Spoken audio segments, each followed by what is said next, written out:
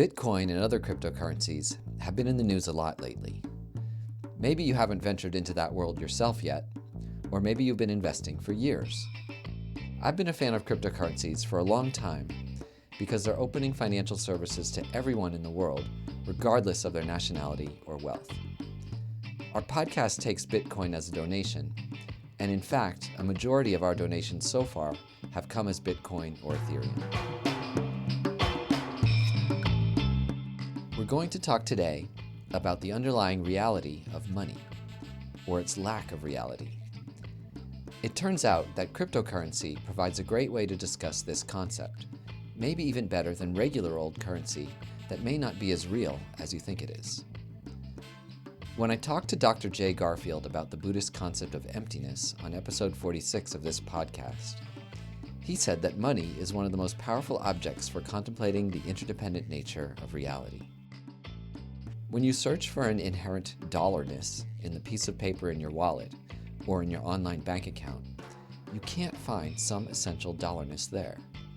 A dollar is an interdependent phenomenon, and the buck doesn't stop anywhere. A dollar exists as a complex matrix of belief that our minds project onto a few bits of matter. Bitcoin takes the baselessness of money to the next level, taking away even the conventional bases of printed bills, governments, and banks that give most of us confidence in our money. Bitcoin has no underlying asset, like gold, sitting in a vault somewhere, and no government to bolster our belief in its value. So why does its value keep going up? Why are people converting hundreds of millions of dollars, euros, and yuan to Bitcoin every day? Is Bitcoin like the famous Dutch tulip bulbs that became as valuable as houses at their peak mania before collapsing to worthlessness? Or is Bitcoin more like Amazon or Google or Facebook, a giant new idea that people don't quite understand at first, but grows to unimaginable wealth and power?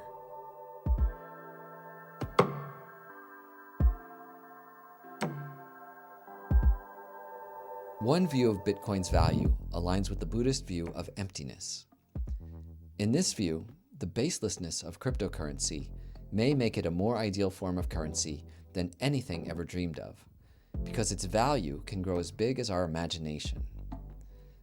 I heard Jesse Powell, the CEO of cryptocurrency trading platform Kraken, talk about this the other day on Bloomberg News. He said, "We won't be measuring the price of Bitcoin in terms of dollars, but in terms of what else you're going to be buying with it, like planets and other solar systems." You could make fun of Jesse for claiming that we're going to be buying solar systems with Bitcoin, but Professor David Catay had this wonderful statement when I interviewed him recently. He said, "The optimists always win." Of course, humanity has had setbacks, and we're far from the perfect society. But when you look at the overall arc of history, like Steven Pinker does in his book The Better Angels of Our Nature, the aggregate movement of society over time is toward more freedom and opportunity and safety and, yes, more wealth. But the purpose of this episode isn't to evangelize cryptos. Instead, I want to use the idea of cryptocurrencies to understand the interdependent nature of money, and by extension, the interdependent nature of reality itself.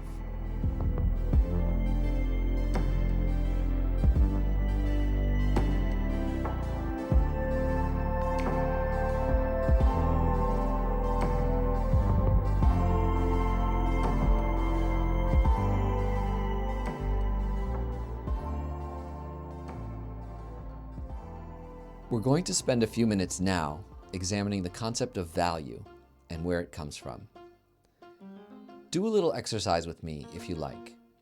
Take some paper money out of your wallet and lay one of each type of bill out in front of you. Say a $20 bill, a $5 bill, a $1 bill, whatever you've got. Now look at them and ask yourself, what makes one bill worth more than another? Each of these pieces of paper probably cost the same to print, more or less, a few cents worth of paper and ink. One piece of paper has the number 20 stamped on it, one a 5, and then there's the 1. So, is it the numerical mark that gives the paper value? Here we can do a traditional meditation on emptiness and look closely at the numbers. The numbers are just combinations of curved and straight lines. What is it that makes each of us see those marks as numbers? Think of the weight of history, education, the slow discovery and evolution of writing and mathematics, and the arbitrary specifics of each language translation of a numeric concept like 5 or 20 into a mark on the page. Try, if you can, for a moment, to see the strokes of the number only as graphic marks, without seeing the number 5 or the number 20, the way someone who only knows another written language would, or the way your dog or cat might see that mark. Is it even possible for us to look at those symbols differently? Those marks aren't actually numbers. The concept of the number is wholly in our mind. Try and imagine a fake $20 bill right next to the real one. A really good fake, so good that you can't tell the difference. What gives the legitimate one printed by the US Treasury its value, and what makes the fake one worthless? I really like this question of fakes because it brings up a similar type of object that has questionably high value: great works of art. Leonardo da Vinci's Salvator Mundi is the highest priced painting ever sold at auction, sold for $450 million to a Saudi prince in 2017. But how much are the canvas, pigment, and frame of the painting worth as materials? Maybe a few $100s? If someone made a perfect replica of this painting, indistinguishable from the original, how much would it be worth? A few $1,000s? This thought exercise of the counterfeit 20 and the fake painting suggests that maybe the value is determined by who printed the money and who made the painting. The fact that Leonardo himself painted this portrait of a weirdly well-dressed Jesus holding a crystal ball is what gives the painting value. And the value of the dollar comes from the fact that the US Treasury printed it. I had a chance to test out this theory of the value coming from who made an object when I first traveled outside the US as a teenager in the 1980s. My best friend and I toured Europe on a budget of about $50 a day. Back at that time, every European country had its own currency. And as soon as you crossed the border of one with another, you needed to exchange your foreign money for the local currency. Pounds in Great Britain, francs in France, which were really cool because the little prince is on the 50-franc note. The guilders they use in Holland were my favorite because all the Dutch bills back then had these stunning works of abstract art on the back. But the thing that really transformed my mind was when we first landed in England and I had a money belt full of $20 bills, but I was unable to buy lunch. Once I crossed the border to the UK, those pieces of paper, printed by the US Treasury, became worthless. This experience of a wallet full of worthless money that you might have had too illustrates that it's not just who prints the money that makes it valuable, but also where you spend it. As we traveled from country to country, I had an increasing collection of little pieces of paper that turned into nothing but colorful bookmarks with each border crossing. So now, our list of requirements for money having value includes who we are exchanging the money with, along with who made it, and where we spend it. You could keep on going like this for hours, considering all the contributing conditions that give money its value. It turns out that what gives money its value is an extraordinary network of interconnected phenomena that includes physical things like the US Treasury and currency exchanges, as well as intangible things like our laws and economic principles. But when you weigh the importance of all these contributing factors, you may conclude that money is mostly made up of intangible ideas held only in our minds. Our collective faith in our banks and government and the people we buy and sell things from. The conventions of our society around value and exchange. What makes the $100 worth of pigment on Leonardo's painting worth $450 million? People's collective belief in its value. And what makes a few cents of paper and ink, or a few electrons zooming around in a bank's database representing our bank balance, worth $20. The same, our collective belief. In Buddhism, they call this mere convention. Money is a mere convention, and that's all. There's no solid base for the money. Money can only be found in an interconnected web of objects and ideas. As you search and search, there can be moments when you believe that you've found some final, irreducible part or cause that's the basis of money, say in the Federal Reserve Board or Alexander Hamilton's brain. But examine further, and you'll see that these all have parts and causes of their own too.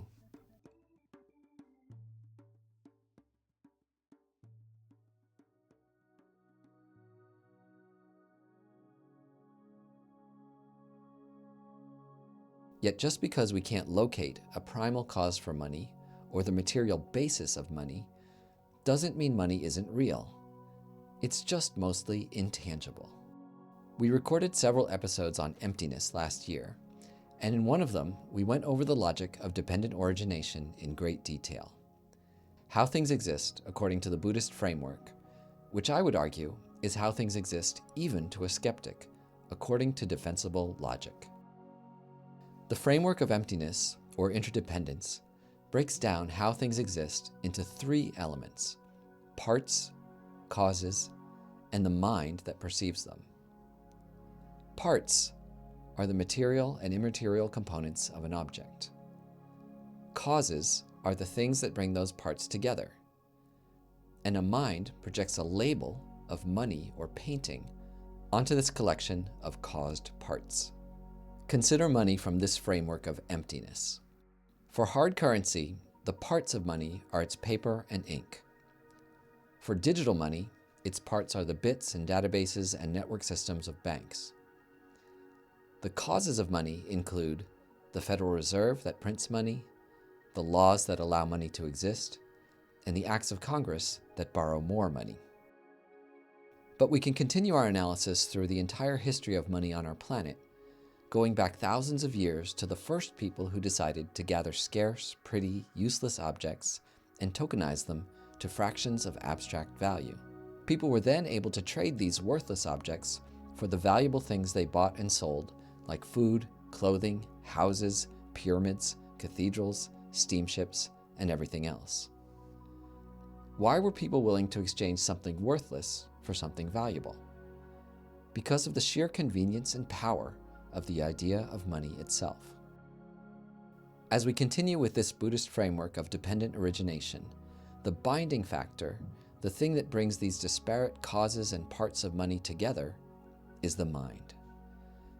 The mind perceives the various parts of money, whether a stack of ink and paper bills or a number on our laptop screen, and then ascribes value to it, believing, I have $100 in my wallet, or I have $1,000 in my bank account. So, money is fundamentally immaterial.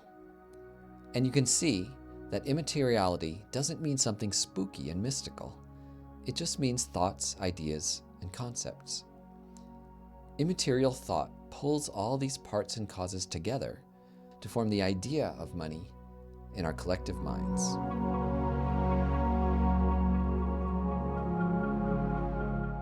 I love talking to people who consider themselves materialists about these ideas, because it's not too hard to convince just about anyone that they believe in the immaterial.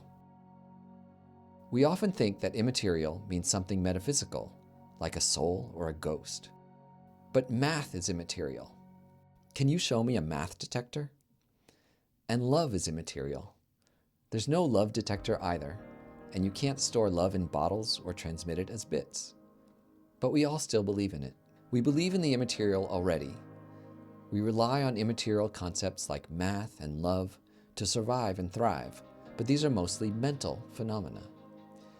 When we realize that the immaterial is an abundant, common sense part of our everyday lives, it becomes easier to accept that money too is immaterial, and that it mostly lives in our minds. Another way of seeing the emptiness of money is this. Consider how a creature who doesn't value money the same way we do treats it. I remember as a kid coming across a goat at a petting zoo. My dad had just given me a $5 bill, and I was excited to buy some animal food with it. But before I could, the goat snatched the bill out of my pocket and with its weird flat lips, unceremoniously chewed the bill up and swallowed it. So depending on whose mind is perceiving the money, it might be seen as food and not currency. The goat didn't realize that I could have turned that $5 bill into much tastier and more abundant food than that dirty piece of paper it swallowed.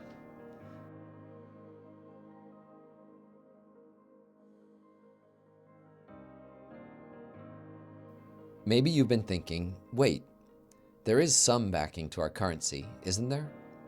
A big pile of gold in Fort Knox that you can exchange for your dollars, right? There was a time that you could do that, and that time was called the gold standard. But Richard Nixon ended that era by decree in 1971. Before that time, there was a fixed amount of gold for which you could redeem your dollars. If you looked closely on an old dollar bill, it read, "Will pay to the bearer on demand," which meant that you could redeem your dollar for gold at any time. Money was also called a promissory note because it promised to exchange this worthless piece of paper for valuable gold or silver. Unfortunately, by the early 70s, the United States needed more money than we could back in gold. So Nixon moved us to what is called the fiat money system. You might recall the word fiat as vaguely biblical, and that's because it's the first word in the Latin Bible that begins fiat lux, let there be light. Fiat currency comes into existence in the same way, granted not by God, but by a government's order. And the order is interesting because it's not an order to create money, but an order that we all accept it. The fiat in our fiat currency means that our government orders everyone who lives here to accept these pieces of paper as valuable. One last thing I wanted to say about the gold standard, which is a good reminder on the pitfalls of dependent origination, is that even when we had the gold standard, of course, that was baseless too. Gold is a rare metal, and it doesn't corrode, but it's too soft to be useful for anything but jewelry and insulating spacecraft. You can say that we like gold because it looks pretty, but our perception of gold is also an illusion. Gold's pretty color and shape is an illusion conjured by our brain, as is the heft of gold's weight on our hand. So gold, too, is as much of an illusory base as the newer paper money.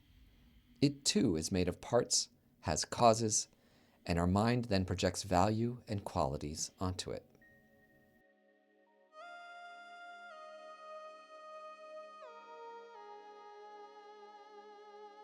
We now exist in a world with mostly digital money, rather than physical bills and coins. Whereas the Federal Reserve used to authorize the US Mint to make more physical money by decree, the way digital money gets created by the Fed is actually really freaky when you look at the very top of the money pyramid. When new digital money is minted, there's a computer system at the Fed where someone, ordered by the Fed committee, simply marks up the account, increasing the number of a bank balance, and instantly minting billions or even trillions of digital dollars that didn't exist a second before. This takes the role of the mind to the next level, more direct than our earlier analysis, where someone simply has the idea, hey, let's create $1 trillion more dollars. Then lo and behold, she goes over to a computer and makes it so. Those dollars that were just created are no less real than the ones in your pocket or your bank account. They are the dollars being used right now to pay for roads and unemployment and health insurance and stimulus checks, and to buy food and weapons and homes. What is literally nothing turns into something at that moment when the woman at the US Treasury translates the words "make more money" into the action of typing a few extra zeros on her keyboard. I promise I'll get to Bitcoin soon, but hopefully you can see why I wanted to go so far down this road analyzing money, because the faith we have in the dollar as something real and tangible is greatly misplaced. Money is a mere convention with its roots in our collective minds. The government decides that it exists and orders us to accept it. We happily follow this order, and if we are lucky enough to get us some of that manufactured money, We're then able to accumulate all the material things in life that money can buy.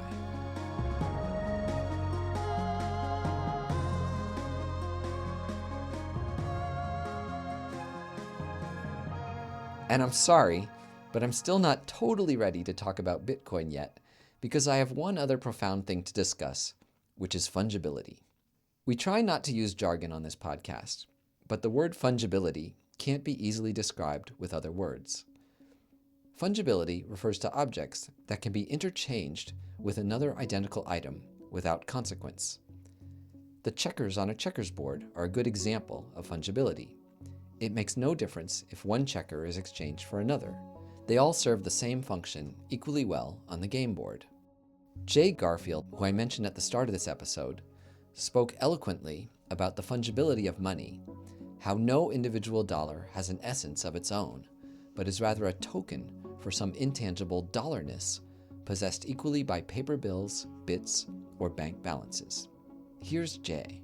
I'm going to come back to the metaphor that I inadvertently introduced just a few moments ago. And that's the metaphor of a pile of money. So let's pretend it goes like this. I borrow $5 from you today, and I repay it tomorrow. And when I borrow it from you today, you hand me 5 $1 bills.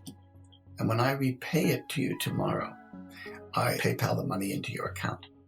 So today, you handed me 5 pieces of paper. Tomorrow, I sent some bits of information to your bank. Now, it makes total sense to say, I paid you back the $5 that you lent me yesterday. But I didn't do that by handing you those 5 ones. And if we now ask, when you gave me those $5, was it identical to or different from those 5 ones? When I paid you back $5, was it identical to or different from the bits that went across the internet? Now notice if we say that they were identical, then you'd have to say that those 5 pieces of paper were identical to bits going across the internet. I mean, after all, if the money is identical to the paper and the money is also identical to the bits, then the bits are identical to the paper. But that's stupid, right? So we don't want to say the money is literally identical. Well, is it different? Did you give me 2 things when you gave me that money? First 5 pieces of paper and then $5? Did I give you 2 things, a bunch of bits of information and $5? No, that's crazy. When you handed me those 5 ones, you gave me $5. When I sent those bits on the way, I gave you $5.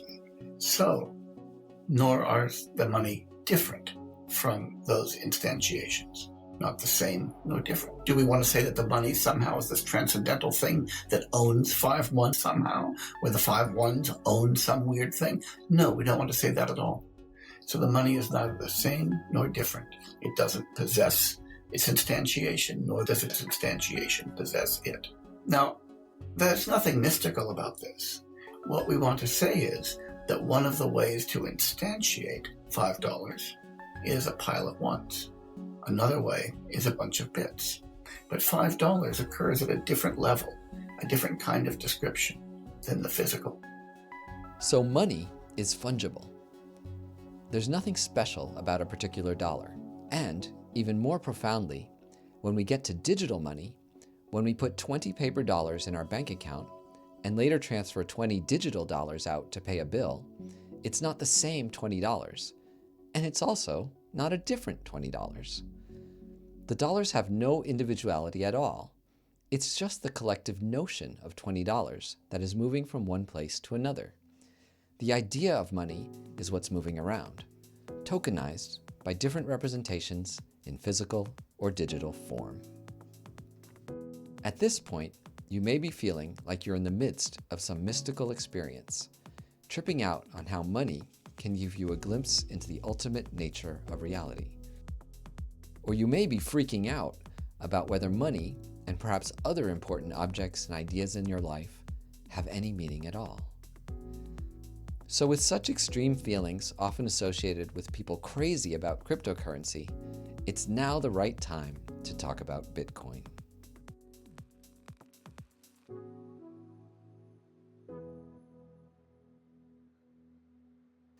Bitcoin is algorithmic money run by a computer collective. No government owns it, and no one has the individual or collective power to change how its code works or to issue any more. Part of Bitcoin's mystique is that it was invented by an unknown person who goes by the name Satoshi Nakamoto. This mysterious origin story is an important part of Bitcoin's power and dominance, because as we search for Bitcoin's value and origin, we can't even point to a specific person who invented it. Satoshi Nakamoto might be a person. He or she could be a collective. Satoshi Nakamoto is probably not Japanese, because when you translate the name, it suspiciously means wise founder. It's likely that no one will ever know who Satoshi really is, and this mystery is so much more powerful than having an individual creator behind the currency, like the teen genius Vitalik Buterin, who invented Ethereum. The baselessness of Bitcoin, far from detracting from its value, only adds to it, because we can't stop our analysis of Bitcoin's value at the person who invented it. Our mind has to go deeper. Here's how Bitcoin works. Thousands of servers run the open source code that mines new Bitcoins each hour by solving a complex cryptographic puzzle. Part of the work done, completing this puzzle, validates the transactions of all the people exchanging Bitcoins with one another. One way to think about how Bitcoin works is to compare it to a digital currency transfer system like the ACH you use to pay your bills online. With the ACH system, there's a central government server that validates a transaction from your central bank server, sending a message to subtract numbers representing dollars from your bank's database and add numbers representing dollars to another bank's database. The process is completely centralized. Whereas with Bitcoin, it's as if there's a room full of people at desks with ledgers in front of them, and if you want to send Bitcoin to someone else, you yell out in that huge room, "I'm sending 1 Bitcoin to Elon Musk." Most of the people in the room write that down, adding a row that subtracts 1 from your Bitcoin address and adds 1 to Elon's. Some of these people make a mistake. Some might even deliberately change the transaction and try to steal your Bitcoin. But after a few minutes, they get together and compare what everyone wrote down and carve in stone the transactions that most of the accountants agreed on. That becomes known as a block in what's called the blockchain. When Elon wants to go spend your Bitcoin, he comes back to this room and yells out his transaction. This is the same fungibility the dollar has, but it's made even clearer by the lack of paper and banks. There have never been any physical Bitcoins in this system. There are just lists of who's given certain amounts of, quote, Bitcoin to whom at any given time, and secret codes that let you transfer the money securely. So the Bitcoin mechanism is baseless and decentralized. No government runs it, and it's practically unstoppable and indestructible. Because as long as there are computers running Bitcoin nodes somewhere on the internet, Bitcoin will continue to exist. There's even a Bitcoin node orbiting Earth right now on the International Space Station. And I bet there will be more in years to come on other satellites and spacecraft. We can imagine Bitcoin outlasting nations or even Earth civilizations, floating around the sun on solar-powered Bitcoin satellites that continue running its code.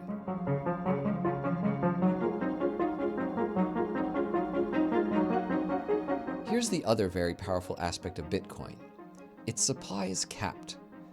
The US Treasury minted more new money over the last year than all the money created in the 2 centuries of US history before, more than $9 trillion. People typically say that printing more currency creates inflation, and inflation can spiral out of control at times, like it did in Venezuela recently or in Germany in the 1920s. With cheaper and more plentiful money, prices of goods and services, which are finite, tend to go up. But Bitcoin was designed to be algorithmically and securely scarce. There are only 21 million Bitcoins that can ever be minted, and most of them already have been, about 18 million. Every 4 years, the amount of Bitcoin minted in each block goes down by half. This is called the halving. And these dates are worth putting on your calendar if you're a Bitcoin investor. Because a few months after this event, which most recently happened in May 2020, the price of Bitcoin tends to skyrocket due to the newly limited supply. Bitcoin's algorithmic scarcity is a protection against human beings' worst instincts. Often, when someone creates something valuable to others, our greedy human instincts drive us to make as much of it as we possibly can. Say there's a company whose stock is popular, like Tesla. When the stock price is high, the company tends to quietly release more of it, profiting on the public interest. But eventually, this increased supply brings down the price of the now more abundant stock. When more currency is created, the same thing happens. Prices eventually go up, and thus each dollar becomes worth a little less. That's why more and more people and companies are buying and holding some Bitcoin in what's called a hedge against inflation. These companies and people are betting that if the dollar goes down, their Bitcoins may continue to hold value or even go up. One of the more entertaining examples of this is that on the day people received their first $1,200 stimulus checks from the government, there was a flood of $1,200 Bitcoin buy transactions as people converted these newly minted dollars into cryptos.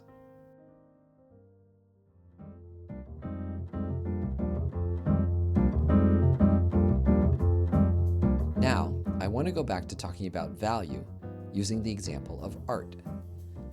The reason we ascribe hundreds of millions of dollars in value to one canvas smeared with a few dollars pigment and not another is due to a complex convention of our society and not to any intrinsic value in the object itself. We agree that Leonardo's Salvator Mundi is worth $450 million simply because we believe it to be true. It's a tautology. It's true because we say it's true. But this truth can become false. There are works of art from the past that sold for a lot at the time and now aren't worth much.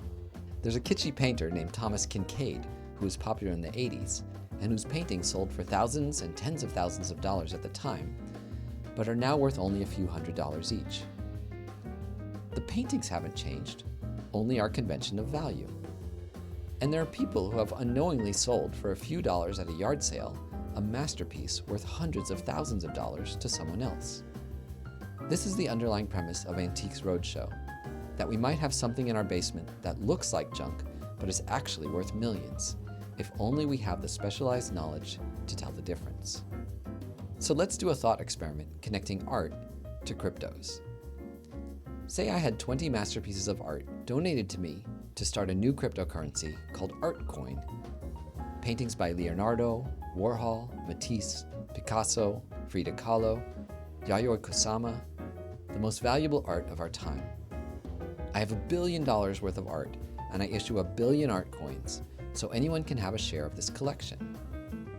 People like this idea, and, like other cryptos, they start bidding up the price of the currency based on the art, believing in the team, the quality of the code, and speculating that ArtCoin might be worth more later. So let's say ArtCoin goes up to 20 times its value, $20 a coin, to $20 billion valuation. A rational person might say ArtCoin can't be worth that much because the underlying collateral of the paintings is still worth only $1 billion. And this argument would limit the price people are willing to pay. So ArtCoin falls back to the lower end of the cryptocurrency charts, just a couple times its underlying asset value. Now, ArtCoin's inflation might have bothered you. Why should the tokenized art be worth more than the art itself? But Bitcoin is potentially a lot worse than this imaginary art coin because, like fiat currency, there is no underlying collateral beneath its tokens. And unlike fiat currency, there's also no nation, no army, and no laws or courts that demand you accept it. So why are people willing to bid up Bitcoin's value so much higher than imaginary art coin, which at least held $1 billion of paintings behind it? It may be just this baselessness that gives Bitcoin its unlimited potential. Because when you really dig into how anything exists, you see that any base you find also has underlying bases that have bases of their own ad infinitum. The paintings we thought were valuable enough to back art coin have a base in colored particles, painting skills of the 16th century, art experts, museums, and wealthy collectors. We might find a basis in the sheer beauty and meaning of the images themselves, but if we analyze further, we find that there is, in fact, no color or form in reality. That red, blue, and yellow, dark and light, pretty and ugly, are all psychological conventions that exist only in our minds. There is no objective color in the outer world. There's only light vibrating at different wavelengths, interpreted by our brains as color. This may make you think of Pink Floyd saying, "It's all in your mind." But that's not wholly true. Even though they're subtle and technically invisible, there are physical bases that we project our ideas onto, down to molecules and atoms and subatomic particles, vibrating wavelengths of energy, and the quantum mysteries of information flitting in and out of existence. Given matter and energy's ability to take any form, and its nature of continuous change, you could argue that conventional reality lies mostly in our minds.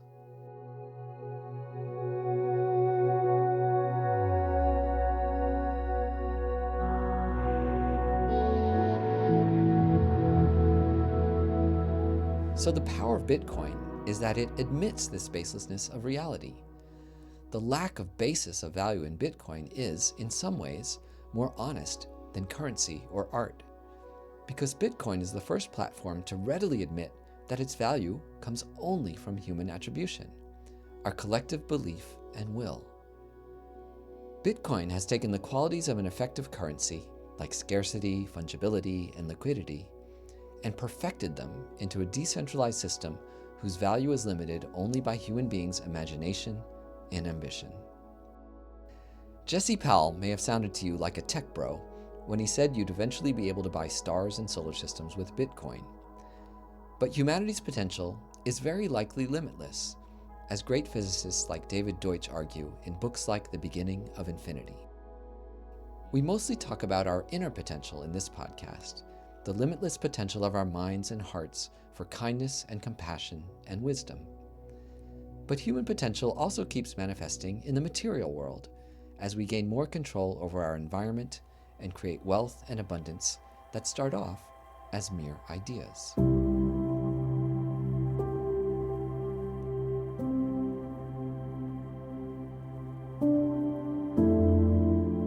So all of this is not to advocate that you go out and buy Bitcoin. But I do think it's worthwhile to meditate on Bitcoin and to meditate on money. Try and find, through mental exploration, the money that you think is in your bank account or your wallet or at the Fed or Congress. Keep searching and searching to see what that process of searching through the parts and causes of money or Bitcoin does to your mind. Try finding Bitcoin in its servers, in Satoshi Nakamoto's original Bitcoin white paper, in all the crypto evangelists and hodlers, or in companies like Coinbase that trade it.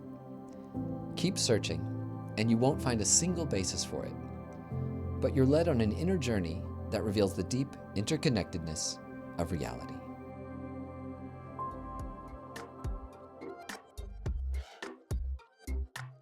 And as a final reminder right now to take with you out of this episode, the process, the algorithm for doing this meditation on dependent origination is relatively simple. First, think of the object, money or Bitcoin in this case, or anything else. Imagine all its parts in great detail for many minutes if you like: paper, ink, databases, bits, servers, blockchains. And then think about its causes, the way money or Bitcoin is transmitted, manufactured, conceived, ruled. You can go deep on causes, thinking about the fuel being burned, or energy from the sun's nuclear reactions powering the computers, the history of money, laws, computing, society, even the evolution of our species, the birth of life on our planet, the birth of our sun. The analysis of causes goes back as far as you like, even to the Big Bang, even before. Notice how your mind wraps a single word or idea around this vast collection of parts that have nearly infinite causes. The word dollar, money, or Bitcoin. When you think about money or cryptocurrency in this way, it can loosen your mind and open your mind, not only to how money exists, but eventually to how you yourself exist as a dependent origination from your own parts, causes, and your own mind that labels these as you.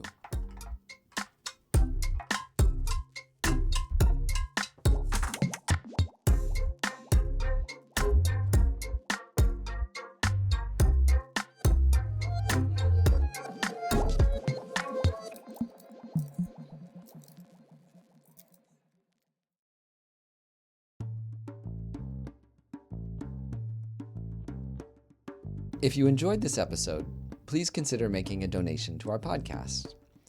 A Skeptic's Path to Enlightenment is a nonprofit organization. All our content is free and ad-free thanks to our generous donors. To support us now, visit our website at skepticspath.org. We accept cash, credit, and of course, Bitcoin, Ethereum, and other cryptocurrencies. Your donations are tax deductible in the US. If you'd like to deepen this conversation, please join our newsletter or our social media accounts on Instagram, Facebook, Twitter, and LinkedIn, where we can be found under the name Skeptic's Path. Thanks to Tara Anderson for producing this episode, Jason Waterman for marketing, Christian Parry and Chris Bolton for audio mastering. We wish you a wonderful day.